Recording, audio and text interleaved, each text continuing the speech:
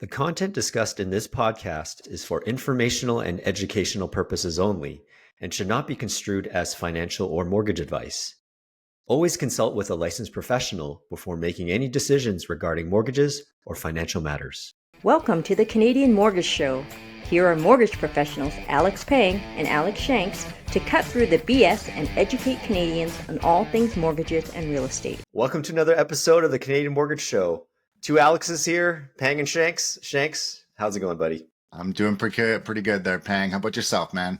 Not bad. It was a busy week last week. We came back from Toronto, and inevitably, every time you go on vacation or a getaway, you're loads of work coming back. So this past week was playing catch up, and I feel like now that December's here, the whole busy Christmas season's coming.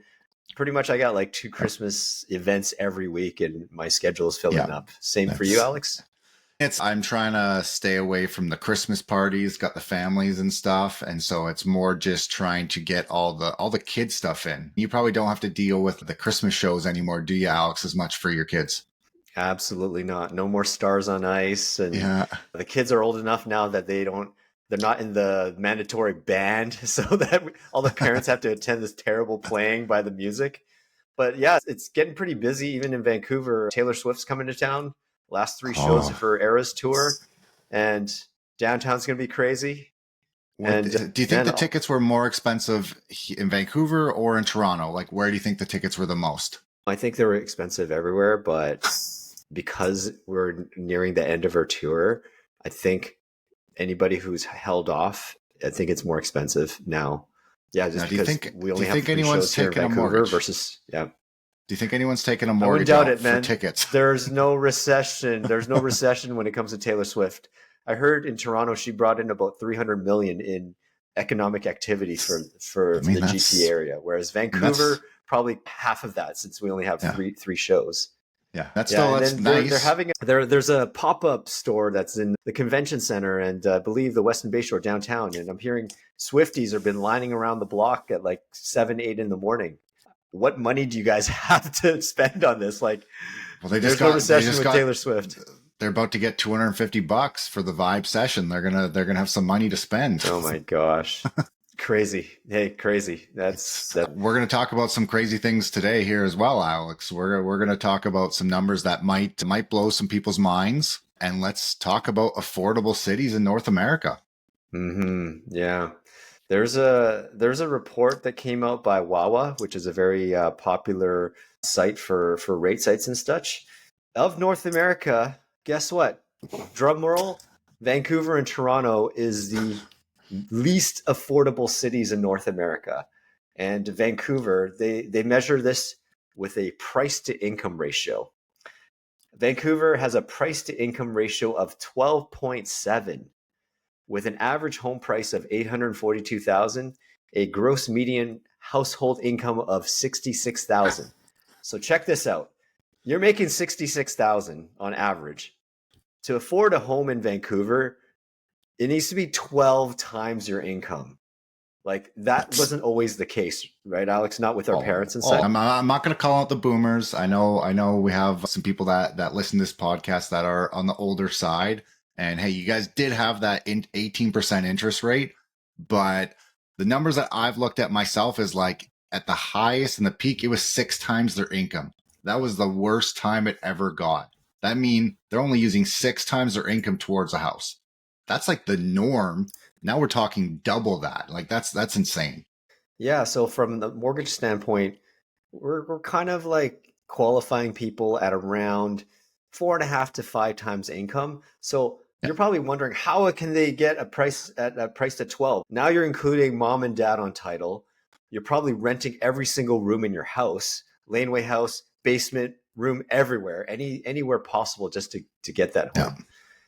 Toronto's not much better. They have a price to income ratio of 10.7.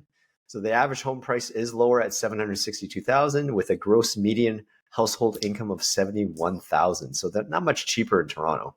Yeah, and then we get down into Los Angeles is the next at 10, San Diego, San Francisco, New York. To be honest, I'm surprised that New York is actually that low, but I think that's because they have those like micro suites I feel like that might bring this number down because there's like suites that are like 100 square feet or something there because the cost in New York is insane.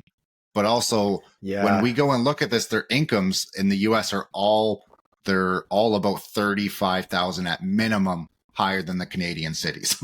And that's in US dollars too. Yeah. So, yeah. It's the median household income in New York is 99,000, same as LA's 90, around 96. Yes, prices are higher, but their price to income ratio is lower. You are living in the big city, so you probably don't have a car or need a car, and they have a pretty extensive transit system grid. Yeah. I don't know what to look. This one, looking at this graph, I'm just more depressed. It doesn't help things, and I'm personally never buying in Vancouver unless I win the lottery and I just decide that I want to have a really expensive house for no reason. Yeah, my parents live in Vancouver, and growing up, we live in the East Side, and that's East Side in the 70s, 80s was more immigrants, but now demographics have changed. Anybody in Vancouver, anybody with a Vancouver address now is like, oh, you must be wealthy.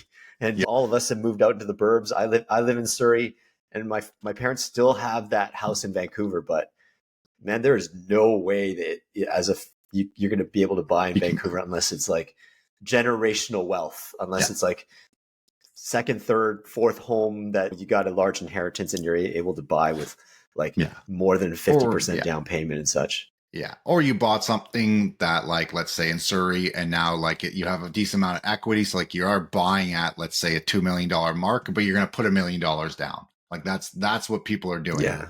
We are going to see in a week and a half here, the insured mortgages going up to 1.5 million. So are people going to buy more?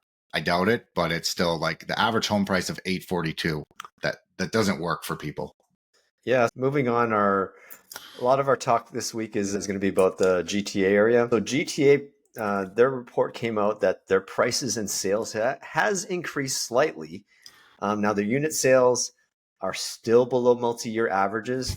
Their condo and townhouse prices have fallen because there's so much supply. We've talked about it in previous pods where, like Their landlords pre-construction and investors is bad.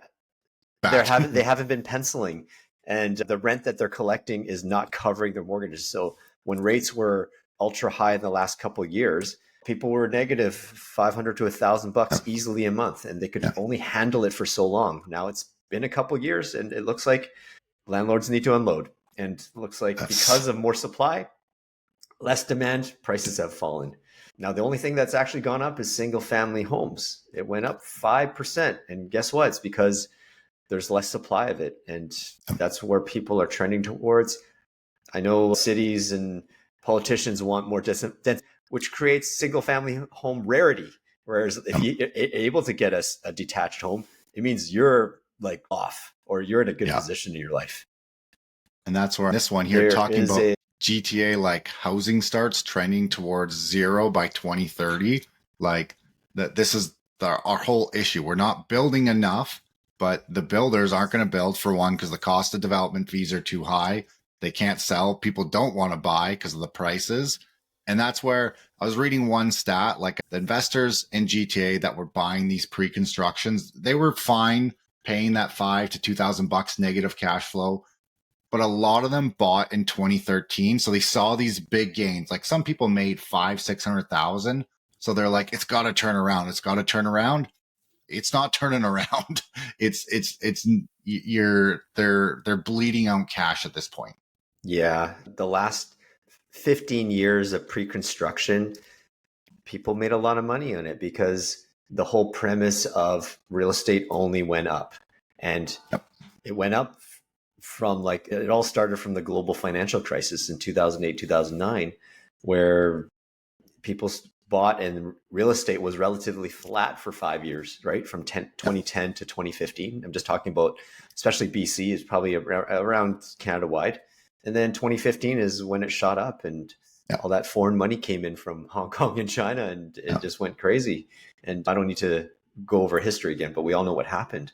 But this is the same thing here too, where there's no expected completions in the next 5 years because it's the work that's being done today, and there's no work being done today.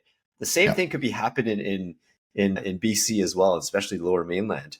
where developers are, unless you're the big billionaire family developers, a lot of the smaller and medium-sized ones are in trouble, and we're hearing a lot more that are either canceling projects or going into bankruptcy or trying to sell off assets. So now the latest casualty, speaking of which, in the GTA pre-sale market is the Riv condos. Canceled, kaput. That's it. Yeah. I mean, there's another 388 units taken off the market. And even when they had incentives earlier this year that dropped prices around 5%, still wasn't enough. No, it's the prices just don't. Take a look at the pricing. Yeah, a studio for $503,000, and this is the problem. I saw one stat like you're paying about $1,200 a square foot for pre-construction, but you could buy a resale for $800. Like the math just does not work. And it's not going to work. And if we can't build, then we're going to hit a demand issue. Yeah, exactly. And all these dog crate condos in the sky, like no one wants to live in it. They're designed purely for rental. And at the time, people were Airbnb-ing it. And now that government has come in and clamped that down, it just choked out the demand. And a lot of people were just buying them. They were just buying them because prices were going up. They had like no plan on living in them, closing on them. They were just like, hey, I bought it at 500. It's going to be worth 100,000 in 3 years. I'm just going to sell it. And that was the game that people were playing, and the game is over. Yeah, greed was ruling the day, because we heard of our friends or people that we know that bought previous past, like, oh, hey, they bought and they sold. And there's this mass FOMO mentality where like, oh, we got to jump in on the boat. And there was greed. And you see all these lineups across every pre-sale development, pre-sale center. Doesn't matter what, like, there's no research done for any developer, anything. It was just like, oh, I want to get in on a piece of the action and everything. Yeah. It was almost just like the whole COVID. Yeah, and it was a lot because people could say, oh, I only have to put 5% down, because they only had to do deposits, 5%, another 5% in a year or two. And so people were like, oh, I can make all this money. And people did make money. Like, let's not discount that. There was people, and there's still people out there that are still making some money on developments, but like they're doing the research and they're doing the work. They're not just going and say, I'm buying this thing and hoping it increases. Yeah, it worked during the time when the premise of real estate always increased.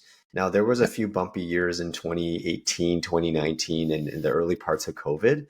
But yeah, that party stopped, and that strategy no longer works. Yeah, there's just going to be a lot more stories coming out in the coming weeks, coming months about more developers and more pre-sales failing and litigation happening, people losing their deposits and all that stuff. So and that's why I'm still seeing the ones that's still hearing all the appraisals not penciling, like people coming up for closing and they're just not getting in there. I'm helping some people right now on some pre-sales. Luckily, their appraisals are good. The one thing that I personally hate about developments is they delay. It doesn't affect them. Then they say, hey, you got 2 weeks to close. Oh, we were going to close in February, but now it's 2 weeks. And if you don't close, we're keeping your deposit. That to me is like, you delayed 7 times, no repercussions to you. But hey, if I ask for like a bit of an extension, oh, it's going to be $5,000 a day. It's just like that I don't love about the developers. Yeah. I heard that there was by law, they have to give at least a 30 days notice. Is that still true, or is it? I don't think so. The wild, wild west out there. It's still this one, the one that we're dealing. It was, we were told it was going to be February. I was like getting some options, and then we got it, and it was 18 days. It's like, okay, we got to go now. It's like, yeah, we don't even have time for appraisal, especially if you're going with a lender that's like backed up like crazy. Like for instance, Scotiabank, I'm dealing with some files that are like a month long that we're waiting to hear back. It's like, that's not fair. Yeah. But you know what? There's some other news that's been coming down the pipe. So there's a little snippet here. TD, they hire the former HSBC compliance officer. That's not bad. That sounds like a good thing, right? Yeah. Got my head scratching a little bit. I'm like, seriously? Wasn't HSBC not too long ago flagged for money laundering. Like, I think this Yep. was like about 10 years ago, right? Where 2012. there was a big spotlight on, 2012, 2013, Yep. when they got their hands slapped for assisting criminals in money laundering. Yep. And Yep. now TD hires so I'm like, okay, I guess the but world keeps maybe, turning, and I'm sure these Ponzi schemes will eventually come back up eventually. Yeah, but it's, look at this. Even the TD one that we know they're getting fined $3 billion, no one's getting fired. Like it's just, yeah. These people can do whatever they want. Me and you, let's say if we tried to steal $1,000, we're going to jail. White collar crime pays. Yeah, or we just got to start. Maybe we're gonna have to make the Canadian Mortgage Show like a Bitcoin, so that we can sell that up and make a meme stock there. Yeah. Oh, you know what? I saw today that Hawk girl, that thing that became famous on social. Yep. I heard that she started a crypto. I don't know what it's called. And then Hawk she raised. She raised. What was it, like 200 million? Or it and of course that crypto crashed, and it's now only worth 60 million. So she's getting a lot of backlash from investors and all that stuff. I'm like, gosh, that's where like the power of influence has gotten people. And she gotten famous over a 30-second clip about saying something. This drunken college girl one time. And what did she say? All the power to her. Basically Hogtua, right? And so she parlayed that into having her own podcast, which is great, and like ride the wave while you can. And how the hell great that I got to give it to her ambition, but does she have any financial background? Does she have any security license or anything like that? My guess is she's got someone in the background that's telling her what to do. And I'd put money that someone's got a couple $1 million taken from this. Yeah, like, folks, do your research. Yeah. Like, just because a celebrity is endorsing it, they're being paid to talk about this. Yeah. Look at FTX.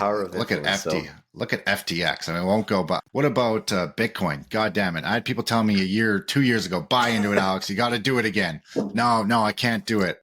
In 2012, I was told to buy it at like 11 cents or something. Didn't do it. Just couldn't believe in it. Didn't believe it in it again last year or the year before. It's at 100K now. It is at the highest it's been. It's crazy. Yeah, and like during the heights of like 2022, I got into it too. I'm like, okay, let's just put a few grand in here, put $5,000 in here. Like, let's just see. It's essentially gambling. Yep. And of course it dropped because the whole financial markets, interest rates went up. The stock market kind of dropped. I won't say crashed. Everything tanked. I lost money. So I'm like, you know what? I learned my lesson. I lost money. I'm out. Guess what? It came right back up. I'm like, I don't know. Yeah. So I just fool me once, shame on me. Yeah, exactly. Long-term investments that's it for me. I'm not into the pumping. Like, hey, Bitcoin can keep going, but I just can't jump in. I'm not going to be the pre-condo people buying in because, hey, I heard my friend made 100K. I'm not doing it. Yeah, exactly. Greed often rules the day when it comes to things like this, and it's greed and fear. That seems to fuel the housing, the stock markets. Yep. That's what I mean. It's people, like, the one thing I just find is everyone wants to go with the masses. When everyone else is buying a house, they're going to buy a house. That's going to be at the highest price. When rates are low, everyone wants to buy. And I bought last year. My home has increased in price. I have a very high interest rate. I was so happy that I got to buy when I got to, because there was no other one else out there. And I guess I usually go against what the masses are doing. But it's just so funny how we all try to follow what other people are doing. Yeah, oftentimes they say in investing in anything, you have to do go against the trend, because if you do what everyone else is doing, you're going to get what everyone else is having. And then it's easy to say, but it's harder to do because we're human. We have emotions, and it's all psychology. We always the saying is buy low, sell high. Guess what? As human beings, we end up selling like the opposite, like buying high, selling low, buying low. high, because it's all emotional. And we sell because there's mass fear, and we buy at the peak because there's mass hysteria, FOMO. There's greed, there's FOMO and all that stuff. But like even during the last couple of years when rates were high and prices have come down in housing, we even said you buy when no one else wants to buy. Yes, it is hard because the numbers don't make sense, but long term it'll work out for you. For those who've gotten in and bought when your lifestyle said you're ahead now. So money is made on the buy, not the sell. Yep, exactly. So, and that's where the one thing people are going to have coming up is their mortgage renewals. And now I know this stats from RBC, but coming in 2025, when people that had the lowest rates on the fixed side, when they come up for renewal, the average increase is going to be about $13 a month. Yeah, like we're talking about this, it's probably all the fixed rate and people who have the static variable mortgages. Myself, I'm not in an adjustable rate mortgage, but my mortgage actually went up with variable.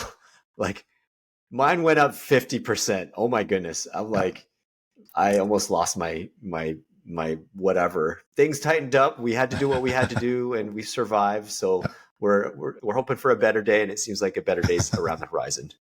Yeah. But that's where it's knowing that, and this is where I did some quick math. Just wanted to see what the numbers actually looked like, and so the numbers I looked at is, let's say, hey, if someone got a $600,000 mortgage, a 1.95 interest rate, fixed for 5 years. After that, come 2025, if all you did was monthly payments, nothing else, you would owe $502,000. Now, when you go and get your new mortgage, you've paid down your mortgage 5 years. So you're going to have a 20-year amortization remaining. And at today's like average rates, your increase to your monthly payment is going to be right near that $513. If you're paying $2,500 a month before, you're going to be paying $3,000 a month now. That's where people may have options if they really need that cash flow. Do they increase their amortization again to adjust some of that? But you're just pushing the debt. You're adding more debt to it. I always try and really make sure people understand that this is not free money. It's going somewhere. It's getting added to the interest on your side. Mm-hmm. Now, the bad thing though, is like what Alex was talking about with the static rate variable, certain lenders did not increase people's payments. Some of them forced you to it once you hit your trigger point. Some of them have not. So I know some people that have interest rates, they got them at 1.5% on a variable rate mortgage. Their payments never increased. They're talking their amortization is anywhere from 70 to 100 years. They've not paid any debt down. Maybe they paid, let's say, $25,000. So they owe like $585,000. If they've added interest to their mortgage, their amortization has to come down. The bank is going to say, hey, you were meant to finish at a 20-year. Their payments are going to go up anywhere from $1,000 to $2,000 a month. And those are the ones that really scare me. Those are the ones that are not going to be prepared for it. I think, well, it's not fair. They knew the writing was on the wall. They've gotten, I'm sure they've gotten notice after notice. And that's at a certain point, once they hit the trigger rate, if they weren't increasing their payments, their mortgage balance was in negative. So they were actually, the balance was actually going up. Like just what Alex said, based on the mortgage contract, it would have to reset to the remaining the remaining periods. If they were on a 30-year, whatever they're at has to be down to a 25-year and now amortizing.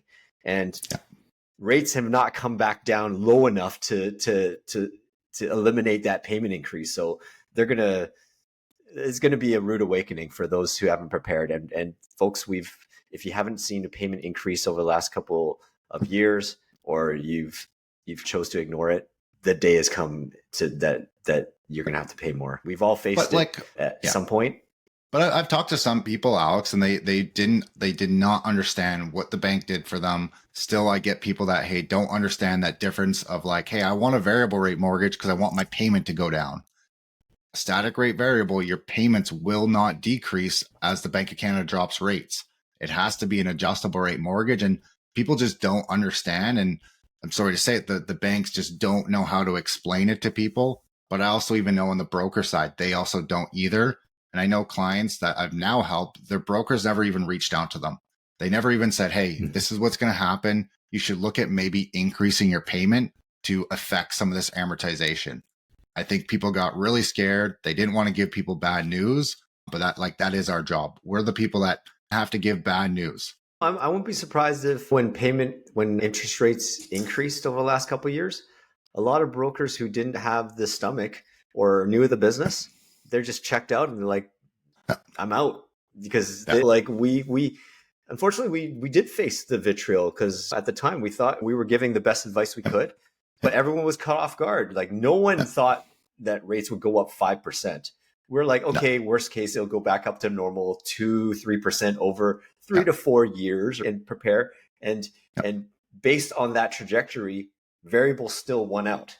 Every economist, 5%. no one went up, thought it would go up 5% in 18 months. At the time, we were even like talking amongst brokers, like, did we give the wrong advice? Like, Oh, I and lost, then, I you lost, know, I lost sleep at night because I'm like, did I yeah, like do this wrong? And it's like, we could only control what we could see. And that was, we had the governor of our bank saying rates will stay long for a long time. Now, to me, when yeah, someone says rates will be long, our terms in Canada are average 5 years. You would have think like, hey, rates are going to be lower for at least 5 years. Now, again, we can't blame people well, for that, but it's still, no one knew it. And I love when people look at it now and say, oh, we knew that rates were going to go up. It's like, yeah, we knew that rates were going to go up. Like everyone saw that on the wall, but no one saw it going, like you said, Alex, 5% over 18 months. If you knew that, you would have shorted every yeah, single stock out there and you would be a millionaire right now. yeah. No one knew. No one knew. Like, I actually talked to a client today who was on variable, and I basically said to him, yeah, like we've been taken to the cleaners the last couple of years, and he did Yeah. say to me like, oh, I regret taking it. I regret taking variable. It was a bad decision, and I basically had to say the same thing to him, and said, in retrospect, maybe, but at the time, it was the best decision that we all made at the time. But no Yeah. one knew about the 5% increase. We all knew it was going to go up, but not this much this fast. So thankfully, those days are over. Now we're on the other side of that pendulum coming back, and it's coming back down. So glad we survived. It was a tough couple years, but glad we've made it to the other side. Okay, so coming up here, here's some. You want to explain? There's some lender rule changes that. Do you want to explain Yeah. about that, Alex? Yeah, I thought it'd be like cool for us because Alex and I are in this all the time. We get to see changes that are happening. I find that there's really never news about it. So I thought, hey, why don't we bring it in? Whenever we see something that really could affect people, let's talk about it. And so one that I'm really starting to see people, the lenders really crack down on, let's say you own a rental property. You have your house on a rental property, you want to go get another property, or you want to just refinance your mortgage. There's people out there that do not claim the rental income on their taxes. And by that, when you do your taxes, you have what's called a T1 general. That's meant to show what your rental income is, your expenses and everything. Previously, we could go to lenders and say, hey, we're going to use a market rents because maybe the renters left. So we don't have any rental income. A market rents allows us to use what the market is out there saying for rent to qualify for it. Lenders are cracking down. And I think this is coming from CRA and everything is like, we need to see that income on there. If you own this rental for 3 years and you have no income on it, hey, you don't get to use this for qualifying. It has to be a very good story. You have to have maybe let family live in it, but they're not just going to let us use market rents on a place that's already been owned for multiple years, where we have been able to get that through in the past of like, hey, maybe they were short-term renting it. We can't use that for income, for qualifying. So we have to use a market rents. I do think that's going to slowly just go bye-bye. And you're going to have to claim everything on your taxes. You're not going to hide from the tax man anymore. You bring up a pretty good point. What you mentioned with CRA. So in our industry, we've been really pushing to get rid of mortgage document fraud. And thanks to the help of an industry veteran, Ron Butler, showing up in Parliament, pushing for a direct linkage to CRA, just like how they do in the States with IRS. They are actually doing a consultation. A CRA put out consultation with the industry. Both myself, probably Alex as well, we've had our say on the forum. We're speaking to you guys. Those of you who are involved in mortgage document fraud, your days are numbered. It will go away soon. So fairness will be back into the marketplace. And that's the thing that I hate about the CRA. Like we had this. We were able to pull tax documents for people. For me, it was a very nice way of knowing that I was protecting myself from mortgage fraud of like, hey, I know where these documents are coming from. I don't know if it's coming from someone that is falsifying them, because there's people, it usually is happening with the mortgage broker, the realtor, and the lawyer. Everyone's in on it together. But there's people that will try and adjust their document and say, hey, I make 100K, but then you get their letter of employment and pay stub, and it's like, these don't match what you said on your taxes. Yeah, there's been sophisticated fraudsters out there that will, you can buy a T4 for $8.99 on Reddit. And even like having to look at the matching pay stubs, they can falsify bank statements to match those falsified pay stubs companies as well. They set up website companies. They set up phone calls. Like they set up direct deposits. Like it is a full on thing. Like it's not like something of like, hey, I'm just gonna write this on a piece of paper. Like they're like, it's a lot of thought into it. Yeah, where they know that banks do verification by calling an employer, Googling the company. They even set up fake company websites and Google like street addresses and phone numbers, like you said, where if somebody calls, they have somebody on the other end to be like, yep, to verify. This is like, even though it's a small percentage of mortgages, that small percentage affects the market and contributes to the housing crisis, where people who have no business getting mortgages can outbid anybody and get these large mortgages, and their incomes are nothing. And it happens on rentals too. Are nothing. It happens on rentals too. People will go to these places to get false saying that, hey, I work at this company. They'll have phone calls and everything. And that's where it's like, when you're going to be a renter or a landlord, you need to do your due diligence. Don't just call the first person and say, oh yeah, it sounds like he's a good employee. Like you need to look at stuff, go on social media, go on Google, like where is this income coming from? Because you could just have someone say, oh yeah, they make 100,000. They may make nothing and they may never pay you any rent. Absolutely. All right. Sorry, I went off on a tangent there. It's all good. And now this one, I don't want to talk too bad about our government. It feels like every day that's all we seem to be complaining about. But the Liberals have come out with this new short-term rental enforcement fund.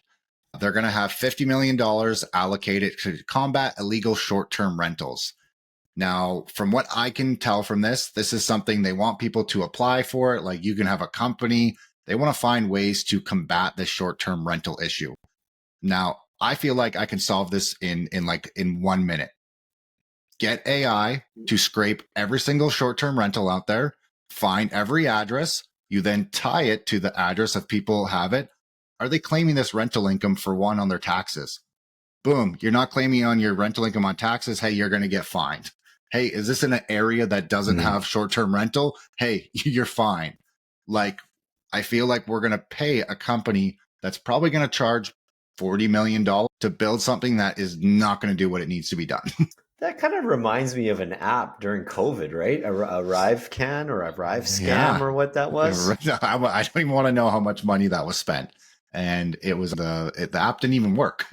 Yeah, it was like some $80 million or whatever. And it just, geez, I have a friend who's a software engineer or IT, and he doesn't need to charge 80 million. He can make an app just as good for way less than that. I bet you could probably go, if ChatGPT had the power to like access more of the things, you could probably tell it to find me every single short-term rental, give me all the addresses, go to the cities for the property taxes, because you can get people's information from there, pull all of that information, tie it together, and it's something that could be solved, I think, quite easily. The government also doesn't want it. They make a lot of money on this, and they know that for people that are buying these things, foreigners coming in, they make money on this stuff.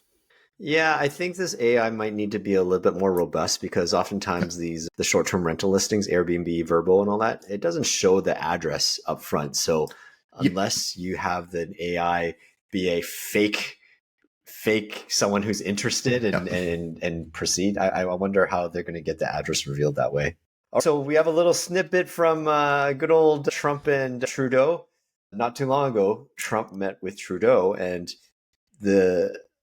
it's been leaked now what their conversation was about. And good old Trump, being the bully, he said that if tariffs destroys Canada and the country cannot survive without, quote, ripping off the U.S. to a tune of $100 billion a year, then Canada should become the U.S. 51st state with Trudeau serving as governor. And I mean, the word.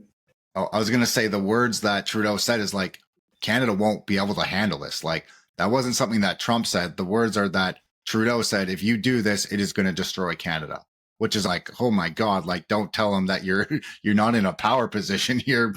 Man, that's the worst negotiating. Like, do you not have a poker face? Aren't you, as a leader, supposed to show strength? Like, you must be terrible at poker. Sorry for you cutting off there. He posted that picture there. Yeah, he even posted that picture, an AI picture on X, standing on top of a mountaintop and then with a Canadian flag. Even Trump is like, it's like Canada has now become a laughingstock for the rest of the world. And I can't but just shake my head. Yeah, it doesn't. So, it just, Yeah. Okay. Looks like we're going to do a little bit of a talk about rates. Let's talk about fixed rates. The last couple of weeks, fixed rates have increased. We've noticed that the bond yields have come down a little bit, but this has been in response to the last several weeks. Probably takes us back to like the US election there, where bond yields were at its highest and around 2.7. Now fixed rates didn't increase then, but it looks like it increased in response to the last month of net increases. So fixed rate wise, we've seen fixed rates go up anywhere from 0.2, 0.3%, mostly affecting the 3 to 5 year fixed rates. Yeah. And they're doing it for volatility. They're doing it because of the volatility. Like, they need to control. They want a spread on the bond yields of like 0.8 to 1. And so they were taking a dip there when bonds were at like higher. They were in a sense, they're not losing money. They're making a lot of money, but they're like, hey, bonds did not go down. They're going down a little bit, but they're not going down enough. And they're like, hey, we got to increase our spread now. We want to make more money again. Yeah. Like we've said before in previous pods, we know rates are trending downwards, but it's not a straight line down. It's going to be a bumpy path down. So this may end up just being a temporary blip on the road down. And even fixed rates being higher, we've talked about this before, but the strategy going forward is to go variable for now and then lock in when the bond yields are at its lowest point sometime next year, probably around the summer or fall, when 6 months before Bank of Canada and the Fed are done dropping rates. Yeah. Sorry to beat a dead horse, but I'm going to say it over and over again. Take variable now and lock in later when bond yields at its lowest. You don't have to lock in, but probably the best time to lock in is later. All right. Yeah. So we do have something big happening next week, right? December 11th, the BOC rate announcement, and we got that 0.5% last time. There was talk that, hey, it's going to be 0.5% again. That was before the US election. That was before our government is going to cut GST on certain things, before they're going to give $250. And it's scaring the markets because could inflation go up? And so, like, what's your thoughts? What do you think it's going to be, Alex? Yeah, I think after like the GST holiday thing is almost like an inflationary thing where they want people to spend money, or it's an encouragement thing that helps improves people's finances. So honestly, I think it's just a 0.25 point cut next week. Yeah, that's I was on the other part of like, I didn't think it was going to be 0.5% last time, so I was already wrong. So I'm going 0.25. And I just cannot see them doing more than that. If we do, it's exactly. Like our economy is so bad. Mm-hmm, mm-hmm. You know, and speaking of the GST holiday, I've been reading a lot on social that a lot of small businesses are not liking this because they have to go through, itemize each single thing on their inventory and decide whether it's exempt or not. And they have to change their point of sale systems to not charge the GST. It's costing them more money. Which some company, it might cost them like $50,000 to get this changed for this one time. And then 2 months from now, they got to spend that money again to change it back. Like, my goodness, this is not worth it. Can you not like have everyone still pay the GST and then just claim it back afterwards and get a refund at the end of the year on a tax return, something like that? Like, and show that you have lower income, make it so people that deserve it actually should get it. because every person gets this. You could be a multi-millionaire. You are still getting this GST cut. Another gimmick. We can smell desperation in the air. Like, is this really going to buy votes? I doubt it. Now, I'm going to harp on one thing that we harp on every single time, Alex. I know that on December 11th, I'm still going to get calls, but I'm hoping I'm going to send them this podcast if they ask me if the BOC drops by 0.25%, your fixed rate mortgage, if you're waiting, you have a pre-approval, you're waiting to get it, it is not going to drop by 0.25%. They're not directly correlated. As we've just talked about, bonds are up. That is what is fixed rate mortgages are based on. Only if you have a variable rate product is your rate going to drop by 0.25. And it also affects lines of credit and HELOCs. Credit cards, I wish it would also affect, but credit card companies are, man, there needs to be more regulation with credit cards charging like 20 to 30%. Have you seen some like credit card bills? You've seen some online where like if you pay the minimum balance or minimum amount, you will pay this off in 100 years or whatever. Yeah, something crazy like that. I'm like, it's in the tiniest print right under the payment amount. But let's not. We'll talk about it another time. I want to talk about people that use credit cards for points, but we'll make it into another podcast. Sounds good. All right, let's get into viewer mailbag. Let's do it. All right, first question here is: if I want to buy a house in 2025, is there anything I should be doing now? I love this one right now, and I'm shouting from the rooftops. If you're a first-time home buyer, you gotta open the first home savings account. It has to be open before December 31st, 2024 to get the contribution of $8,000 this year so that you have another $8,000 next year. The one that I've really been seeing people that mess up is if you opened it in 2023, you never contribute it, you have it now, you'd have $16,000 of room. It doesn't keep carrying over until over to 2025. You won't have 24,000. You got to put the 8,000 in this year to keep that 16. The other cool thing is people can look at their RSPs right now. Those go in February. You have till February to contribute to them for your 2024 tax season. This is where like people can max out if they have, let's say, $70,000. They've been saving up. They have their funds ready for a down payment.